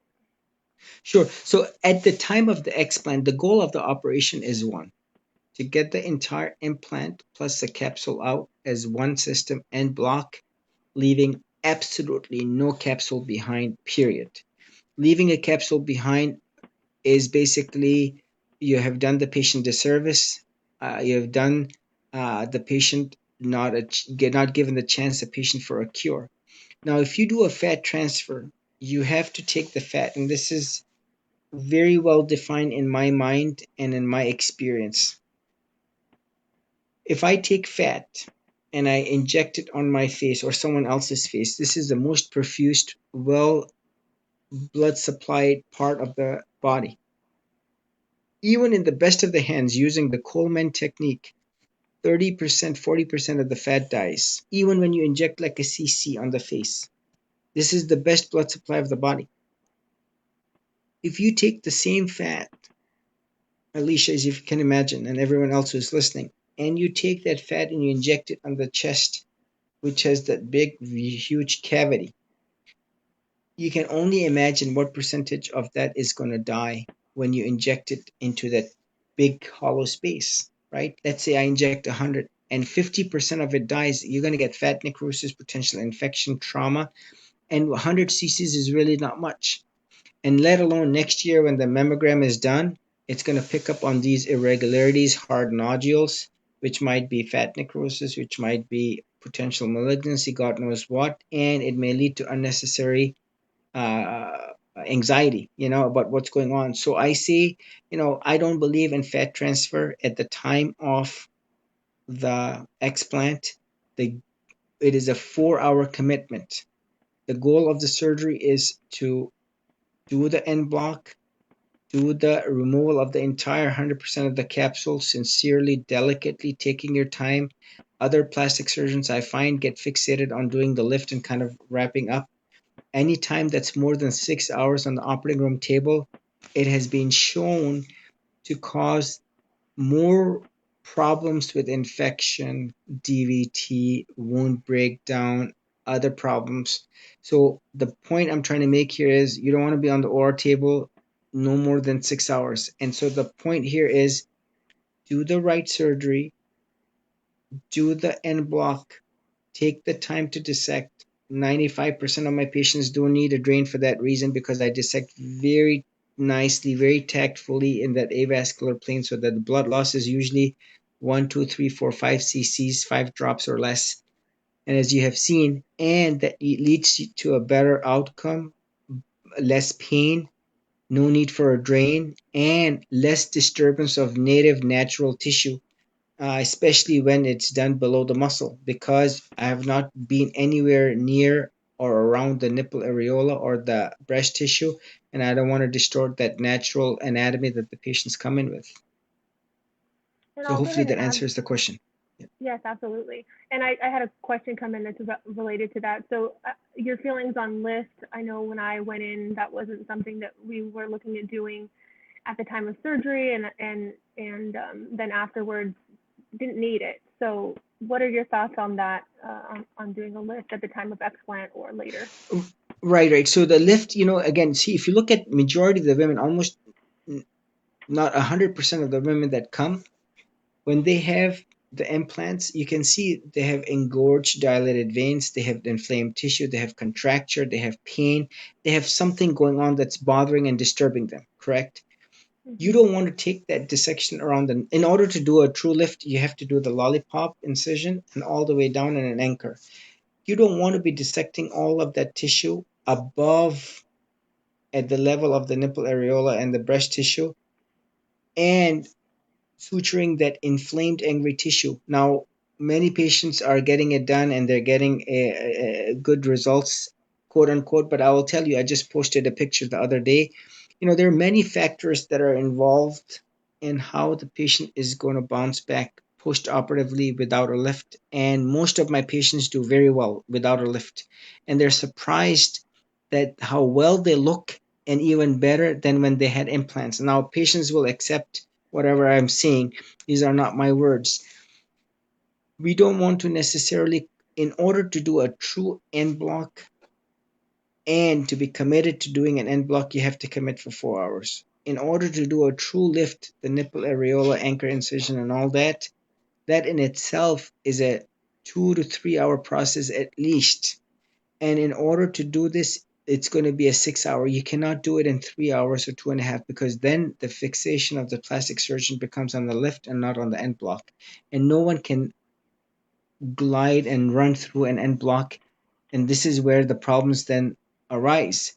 And the point, and majority of the women do well without the lift. Now, there are many patients that have come my way, especially postmenopausal, especially those who have not had any breast tissue, like to a size A, for example, cup A, that we know that, whenever I do an explant, you lose three volumes. Number one, the volume of the implant itself. Number two, you lose the volume of the capsule itself. And number three, that engorged, swollen, dilated veins, swelling, all of that inflammation, peri-prosthetic, peri-implant inflammation, that's another volume that one loses, for example. So these are the three volumes that are lost, and you can only imagine that the breast tissue in some ladies would only truly sag. So one 69-year-old lady came and I said, absolutely, you're a candidate for a lift at the time of the explant. Because if you're telling me, if you're thinking that I'm going to say that you're going to look better with the removal of the implants, I'm not saying that at all. If anything, you're going to look, lack of a better word, deflated, because you have all this volume that's removed. Now, many of the patients you will find, once the implants are removed, like the picture that I just put out, they, even though they're 50, for example, they are not candidates for a lift because of the way the implant was removed. And the trick to this thing is, when I make my cut at the inframammary fold, I go right at the border or the boundary between the chest wall and then the breast tissue, and I make the cut on the breast tissue. I make the cut with the 15 blade and then directly dissect with the bovie such that I identify the capsule. Once I identify the capsule, if my hand is the implant plus the capsule on top, I then directly, very meticulously dissect with my bovie superiorly, laterally, medially, deep, posterior, all the way around, such that I remove it. What do I do to the native surrounding tissue? Nothing, because if I go there, then I'm only going to distort the natural anatomy. Once I've removed this, I then check, make sure everything is good. There is no masses. I palpate from the inferior and the superior side. There is no masses within the breast tissue or any abnormal fluid. Otherwise, I'll have to send that to cytology. If there are any abnormal masses, I send it off to pathology. It's because there are areas within the implant onto which, as you will see, part of the capsules that are very thick and some that are very small. And I don't want to be leaving that thick part of the capsule because that might be a focal leak, might be a focal foreign body reaction. And next year, when the mammogram is done, I don't want that mass potentially or that irregularity to be picked up because we don't know what that is. So going back to removing the entire implant plus the capsule and doing the surgery, because the goal of the operation is one, to remove the implant plus the capsule in its entirety 100%. To come out and leaving even 1% of the capsule, that is going to hurt the patient. And I use the example, even for example, when the COVID-19 vaccine does come out, you know how much is going to be injected in the patients when they do get their vaccine? It's going to be like a cc or so. That in itself will be enough for the body to mount the immune response against any potential COVID-19 exposure. Having said that, if you leave part of the capsule behind, that irregularity, silica, toxicity will be enough for the body to continue to form the antibodies that may continue to distort the rest of the body. And that's why it is imperative and key to remove the entire 100% of the capsule, because that's where the cure lies. So this question seems very relevant to what you just said, and I think we'll make this our last question. And then, Dr. Khan, if you want to share those really important questions, I think Lori prepared for you as far as what every Yes, patient should ask. So this question yes. is it's about you. One person commented, has anyone ever told you that you work too hard and that they just want to express they appreciate all you do? The question, Thank you. however, is do any other surgeons train under you? That there's such a clear need for this around the country, and that so many don't understand explants properly. Right. I will tell you one of the biggest, you know, ways for me to reach the masses is through basically having this YouTube channel where I actually post. One of my friends from out of state actually called me up and he said, "What are you trying to do?" And I said, "What?" He said, "You're taking videos from your operating room and posting them for the world to see. One day it's going to come back and haunt you." And I said, "That's pretty nice of you to say. That tells me you're my well wisher." But I said, "I've not done anything other than used my scientific knowledge, evidence. What have I done?" And this is what I tell all my plastic surgery colleagues, my friends, so that they listen to as to why what I do. I have pathology reports, numerous, countless, that state foreign body reaction, silica within capsule, polarizable material consistent with silica. That's what I'm removing from the capsule that is adherent onto the chest wall, and I'm doing it very tactfully. I'm removing the implant, and all what I'm doing, as simple as it sounds, removing the whole capsule, because this is what the BIA ALCL patients get, period. Now, I'm just 99% of the people on that list that's floating around. How committed are they? Are they still augmenting? Patients with the breast implant illness, they're still hurting.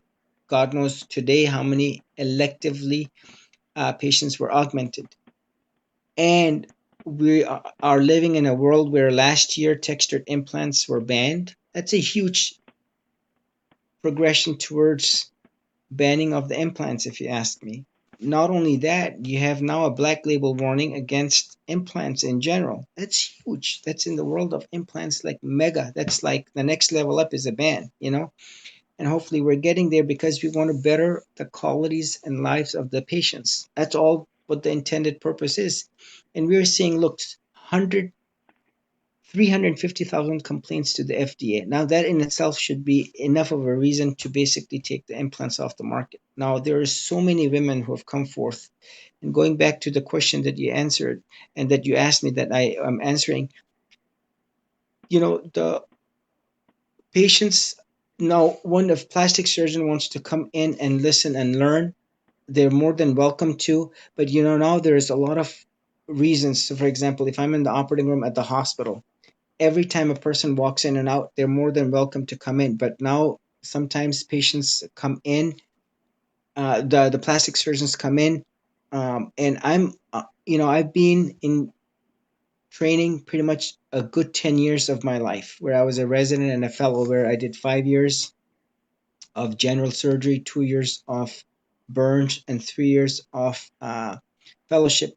I'm all about teaching. One of the biggest aspects of any teaching hospital is that you're working with medical students, residents, nursing staff, be it whoever it may be, a respiratory therapist who might want to just come in and see how I, for example, do my surgeries, for example, or hand reconstruction. I'm 100% for it as long as they follow the right protocol. The traffic in and out of the operating room is very limited. I'm all up for example, patients, or not patients, but excuse me, undergraduate students who are pre-med students who have come and shadowed me, right? And I only ask of them of one thing, that they write about what they see, so that hopefully when they go back to their universities and colleges, they can write about breast implant illness to their respective 18, 19, 20-year olds, so that they can at least learn and say, well, it's not as simple as, just getting saline implants when you're 18 or silicone implants when you're 21. So to answer your question, you know, uh, given the political ramifications of having another plastic surgeon come in and watching me, I have no problems with that, and that I can continue to teach, be it through YouTube, Facebook, even these Facebook question answer sessions, or even in the operating room, so that we can, or at least I can show others how I do it as a plastic surgeon and why I do the way I do it. And hopefully this will continue, and this will be the norm. Now, I say Dr. Fang, for example, pretty much follows the same uh, methodology and ideology behind why the N block is the way to doing it. Same thing that's echoed by Dr. Chun, for example. And hopefully we have other plastic surgeons across not only the US but the world who will basically offer the patients the relief that they need in order doing the surgery right. And again, for something that I was never taught in my training, for something that I basically through the hard evidence, the pathology, picked up on, and now I'm offering to my patients, hopefully to the best of my ability. And I've learned this as I've moved on. The other examples that I gave, for example, 100% of the capsules go to pathology.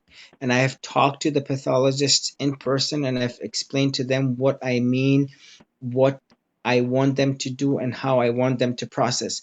Now, what I'm going to do, Alicia, is I ran into Dr. Hema Govil.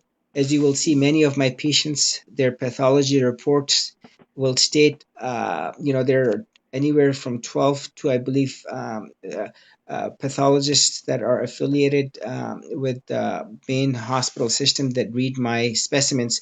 So I'll be more than happy to bring on Dr. Govil so she, as a board certified pathologist, can weigh in and explain on her end what polarizable light consistent with silica means, because that's the evidence that I'm going by. That is basically what convinced me to say, you know what, 100% of the time I'm going to send the capsules off. And I request all the other plastic surgeons, whenever they remove the capsules, to send 100% of the times the capsules off to pathology so that, hopefully, if there is a BIALCL that can be picked up on, if there is a malignancy, or if there is proof that there was silica, that we can learn from that, and that's going to also become some hard evidence. So when I do end on my end right now, I'm going to go ahead and send a picture of the rib cage that is essentially a, a bowed black because of the nature of the dissection that was done in order to remove the entirety of the capsule 100% such that there is no more residual capsule remaining behind. Number two, I'm going to go ahead and send another pathology report of the patient from last Thursday who had implants from 1986 that very clearly shows that the capsules have in them the impurities, the toxicities, and the polarizable light that is consistent with the foreign body reaction, i.e., the silica that literally did leach out and into the capsule. Perfect. I'm sorry. I thought Yeah. that was all such incredible information, and so we're so grateful. I just see a lot of the women or people attending um, expressing how grateful they are that you are sharing this information. So Sure. it is really Sure. critical. Sure. Now, if I may mention, this is as a development as of just a couple days ago. I got a call, or I got a communication between a patient in Saudi Arabia, of all the places. Now, they are looking for a plastic surgeon. I did try to connect with another plastic surgeon there to see if that patient can get the relief, because, just like in any part of the world, this body is reacting in the same manner it would for a lady in Germany, or a lady in Australia, or a lady in Japan, or a lady in Saudi Arabia, for example. So what I am going to do is, I'm trying to work out and plan such that if I do go, for example, back to any, it is very difficult to practice, getting a license to going and showing. The easiest thing is to have the patients come so that I can offer the same at the surgery center, the same standard of care at a reputable surgical facility. But having said that, sometimes it's very hard for the patient, especially now that you have COVID-19. The visa issues slash the traveling. From one country to the other, especially for patients to come here for the recovery. The point I'm trying to make here is, hopefully 1 year, 2 years, 3 years from now, a lot of surgeons convert and they get the ability to truly comprehend and understand how the dissection is done, such that they can hopefully offer it to their many patients. And there are millions and millions of patients across the world who have implants, and who ultimately, will be the beneficiaries of not only removing the textured implants, but also the other implants that only cause the breast implant illness. And if you're interested about that kind of general idea of implants that cause, oh, you didn't mention, I'm sorry, I thought you were mentioning medical devices in general and causing issues. The previous video we did, the cardiologist goes into some detail on how breast implant illness has similar effects that just on the body's autoimmune system is. So Yes. just Yeah. want to direct you to that video. It's our last Facebook Live had some great information. Well, Dr. Khan, do you want to take the time and present those 4 points or those main questions that patients should ask whenever they're preparing for an explant? So the first and foremost I ask is your doc a firm believer in BII, and how committed is your plastic surgeon into removing the capsule in its entirety and definitively? That is the most important question to ask your plastic surgeon. Number two, I have a PowerPoint kind of a slide that shows the criteria that one needs to look at that kind of will dictate that your plastic surgeon, with reason, offered you the surgery that you wanted. And there should be a track record for that plastic surgeon. Just like I have a reputation, you have a reputation, every plastic surgeon has a reputation in the world of en bloc slash explantation.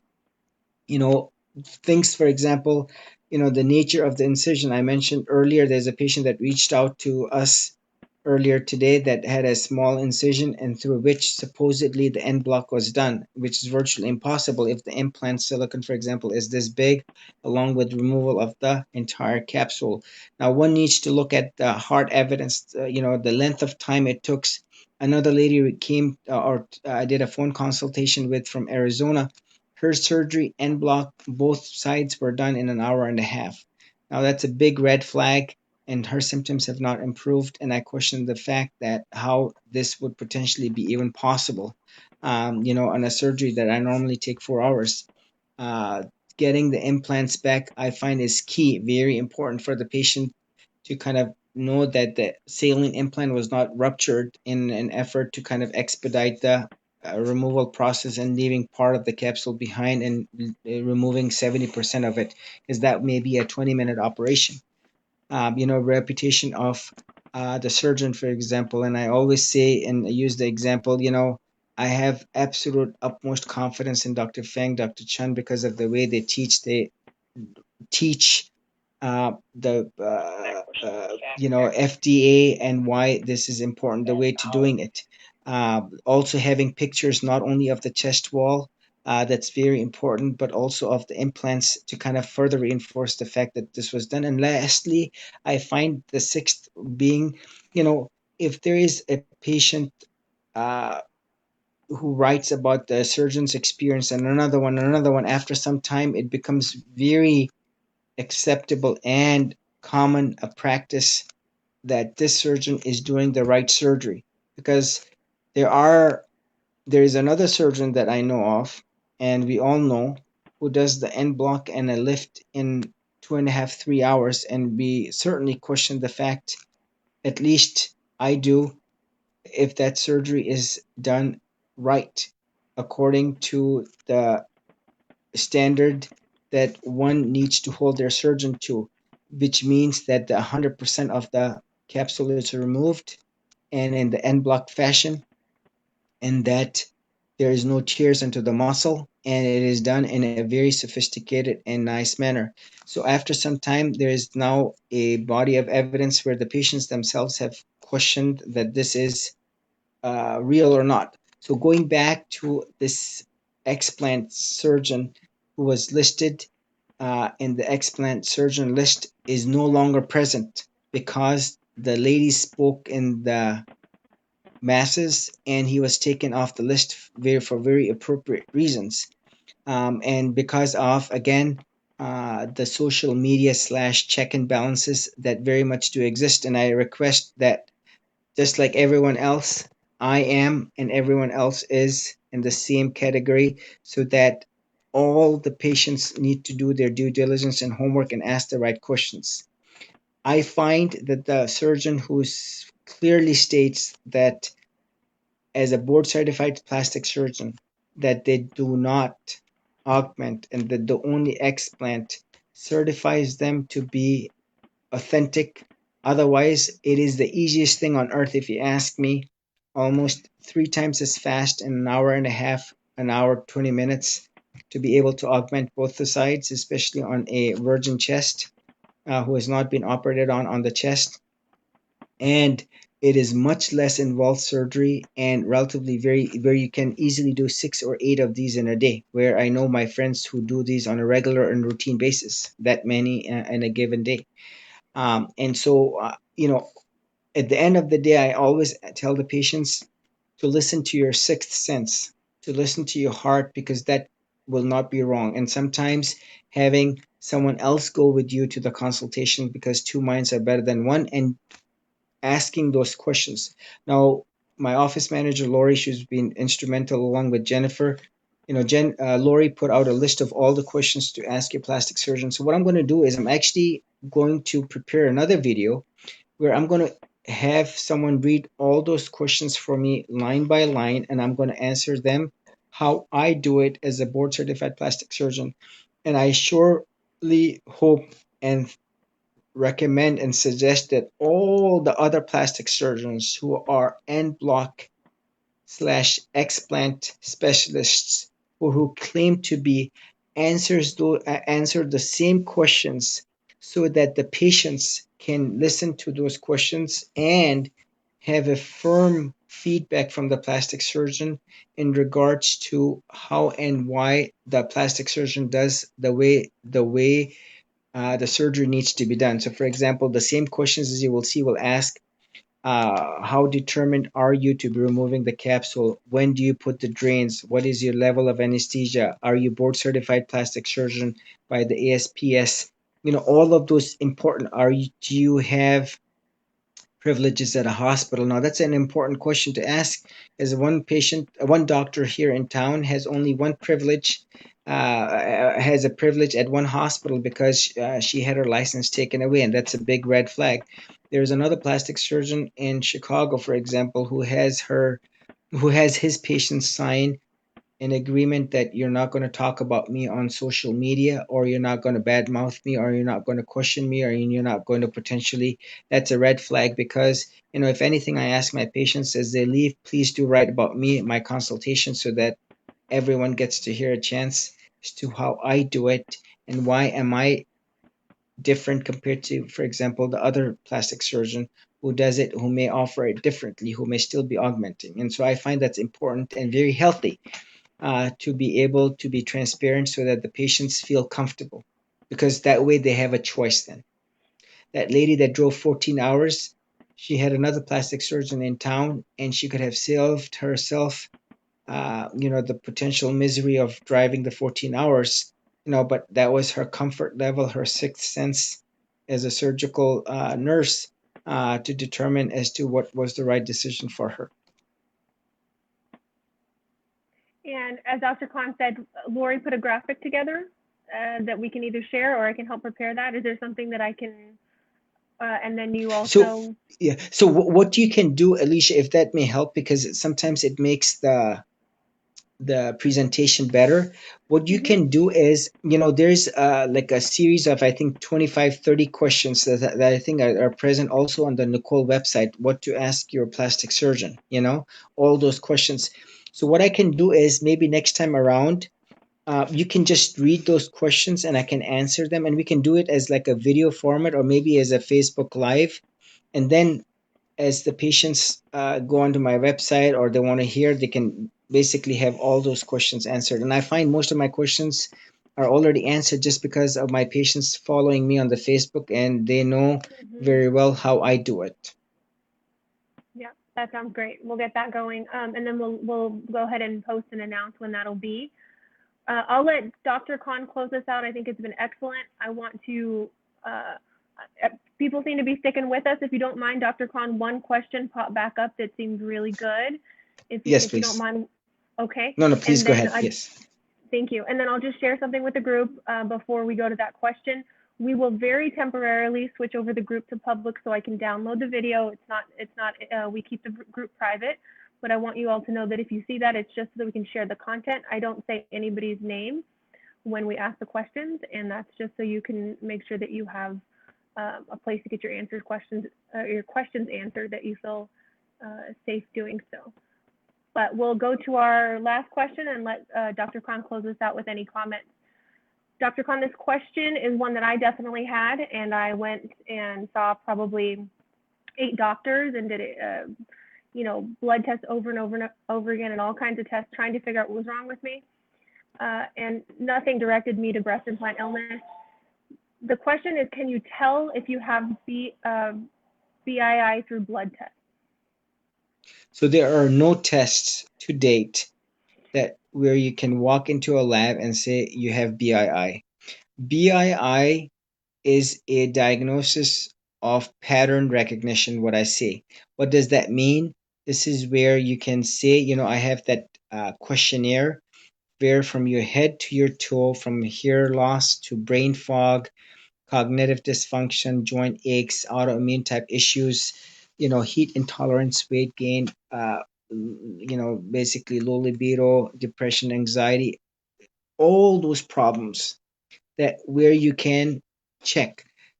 And then I say to the ladies, and that is the best test, if you will, which is a questionnaire, because I say to the 26-year-old that walked in, or the 22-year-old, for example, who was studying for her board exam, and she comes to me and I asked her, why do you want your implants removed? And she states, I have an exam coming up, and in order for me to think coherently and to get my same sanity back and my mind, I'm starting to forget and lose my mind. I don't even remember what I said half an hour ago or what I read 2 hours ago. And I said, you have joint problems for someone who's that young. You have anxiety. You also have bouts of depression. You have fibromyalgia type symptoms. You have hair loss. You have this conjunctivitis. And I said, stop. And I asked her, what percent chance? And I know the many ladies that I talked to in the consultation, and I said, stop. I'm going to stop you right now. And I said to her, if I were to take the same questionnaire and take it to your high school friends, grade 12, and if I were to give it to your entire class of 30, for example, that you had, how many of your 30 friends who do not have implants will check this? And they will say all of them will leave it blank because when they're 26, they're healthy as any healthy 26-year-old can be.